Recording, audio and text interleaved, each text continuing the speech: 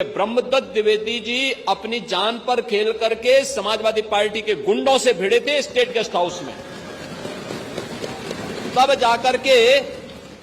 जाकर के सुश्री मायावती जी सुरक्षित हो पाई थी। जी ने समर्थन वापस लिया तो समाजवादी पार्टी के समर्थन में, सरकार के समर्थन में गुंडे माफिया मीराबाई गेस्ट हाउस के कमरे को घेर लिए, उनकी बत्ती काट दिए, टेलीफोन काट दिए और गैस सिलेंडर मंगा करके, गैस को खोल करके उनके हत्या करने। क्योंकि मैंने पहले भी कहा कि आप सबका चेहरा तो बोलने के कुछ और है, दिखाने के कुछ और है। आप लोग यही सब करते रहे हैं, अनावश्यक मुद्दे से उसको नैरेटिव को बदलने का प्रयास करते हैं।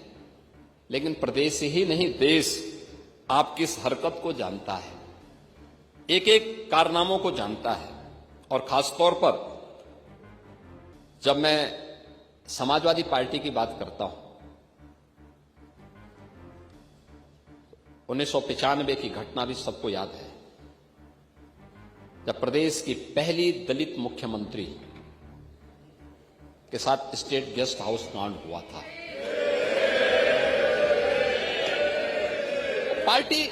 पार्टी कोई भी हो सकती है, लेकिन आपका आचरण क्या था? यह स्थिति थी, यह है समाजवादी पार्टी का आचरण।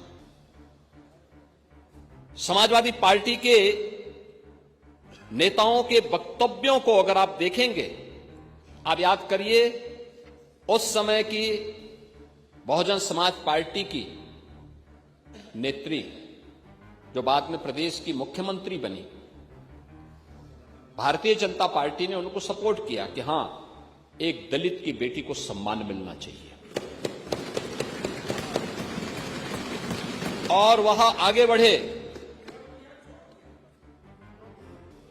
देखो भाई, सवाल यह है कि उनकी बैसाखी पे सरकार तो सपा चला रही थी, ये नैतिक दायित्व तो आप लोगों का था, लेकिन आप लोगों की राक्षसी वृत्ति पर लगाम लगाने के लिए तात्कालिक रूप से आवश्यक था कि भारतीय जनता पार्टी उन्हें सपोर्ट करे। और भारतीय जनता पार्टी के नेतृत्व ने उस समय उस प्रकार की सहृदयता का परिचय दिया। स्वर्गीय ब्रह्मदत्त द्विवेदी जी अपनी जान पर खेल करके समाजवादी पार्टी के गुंडों से भिड़े थे स्टेट गेस्ट हाउस में। तब जाकर के सुश्री मायावती जी सुरक्षित हो पाई थी। यह स्थिति थी आपकी। आप लोग किस नारी गरिमा की बात करते हैं? कौन सी नारी गरिमा की आप बात करते हैं? और एक लंबी फेरस्त है इसके बारे में। तो दलित, पिछड़ा, पीडीए सब पर इनका फ्रंट खुला हुआ है। केवल 2-3 बातें बताते हैं। बहन कुमारी मायावती जी इस देश की बड़े राज्य की मुख्यमंत्री रही हैं।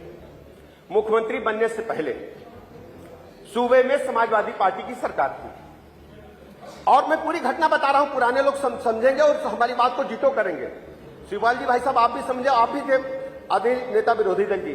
औरैया में एक जिला पंचायत सदस्य का, वो भी दलित जिला पंचायत सदस्य का अपहरण होता है। बहन जी फोन करके विरोध जताती है तत्कालीन मुख्यमंत्री से और समर्थन वापस लेने की घोषणा करती है। रामचंद्र राजभर जी बैठे हैं, ये भी टंगे थे। बहन कुमारी मायावती जी ने किताब लिखा है,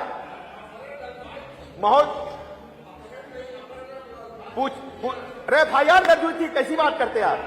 महबूब जी, एफआईआर दर्ज हुई है। और सुनिए, बैठे माननीय अध्यक्ष जी, माननीय अध्यक्ष जी, तो जब बहन जी ने वापस ले लिया, बहन मायावती जी ने समर्थन वापस लिया, तो समाजवादी पार्टी के समर्थन में, सरकार के समर्थन में गुंडे माफिया मीराबाई गेस्ट हाउस के कमरे को घेर लिए, उनकी बत्ती काट दिए, टेलीफोन काट दिए और गैस सिलेंडर मंगा करके, गैस को खोल करके उनके हत्या करने जा रहे थे। उस समय भारतीय जनता पार्टी के नेता ब्रह्मदत्त द्विवेदी जी ने, अध्यक्ष जी, उस समय की अखबार की कटिंग मेरे पास है, आप देखिए, अखबार ये देखिए, ये अखबार की कटिंग है। सफाइयों द्वारा बसपा विधायकों की जमकर पिटाई, गुस्सा अपहरण। नहीं, अखबार नहीं दिखाई, अखबार नहीं दिखाई। मैं, अरे मैंने मना कर दिया, पूछिए, कोर्ट से खत्म हो गया, काहे उसे बार बार दोहरा रहे हैं?